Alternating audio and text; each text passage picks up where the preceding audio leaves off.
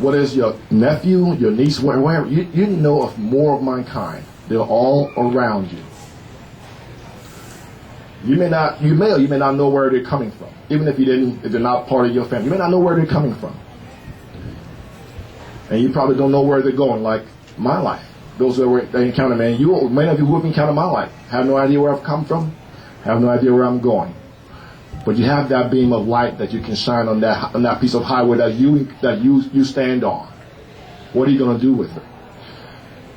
I went back, as I wrap up, I went back to Liberia in 2008, as I told you. It had been 17 years since I had gone to Liberia. I didn't go because I didn't want to go. I mean, I did not go back then because I didn't want to go, but the war was at its peak. A 14-year war. So there was no chance of me going back, especially if I wanted my life. But I went back in 2008, and I went back with a group called Orphan Relief and Rescue. And you know when you're home, that when you step on the ground, the tarmac, off the plane, you know people already. You know you're home.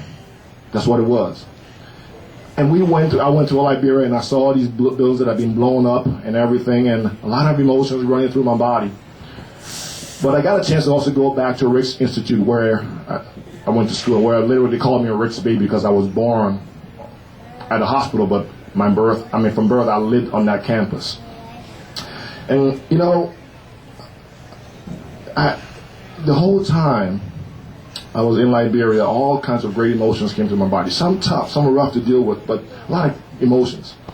I even walked by the place where I was almost executed, stopped and stared at it. And then I was walking with a group of about 8 to 10 people as we went on this campus. Looked at that place, and and again, another rush of emotion. Wow. How did I get out of that? And as we walked further in the campus, we walked through this area where the basketball court exists. And it was weird. As we were walking, everybody stopped. For whatever reason, I don't know. It wasn't scripted, but it all stopped.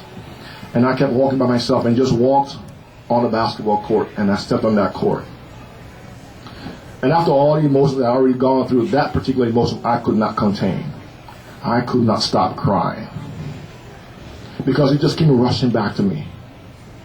How much of my life and this whole concept I've been talking about began on that concrete court. The times I spent there. More important, the people that I've met in my life so far. At 2008, I have been in America for almost 17 years now. The people that I've met, the grace, the good fortune, and everything that have brought me to this place that I am right now. I could not stop the emotion from rushing through me. And I cried, and my adopted sister, had to come and support me during that time. I couldn't control myself. I want to ask you, I want to paint a picture for you that as you run into these young lives, you take for granted the impact you can make on these lives. You take for granted the impact of this firstborn son concept and how it allowed me to do so much for my family. And I want, that for me brought all those memories back full circle. That instant, that moment. So, I'll leave you with this question. Are you ready to commit to a life as a professional life coach for those in your care, for those dependents that you have? Can you see this concept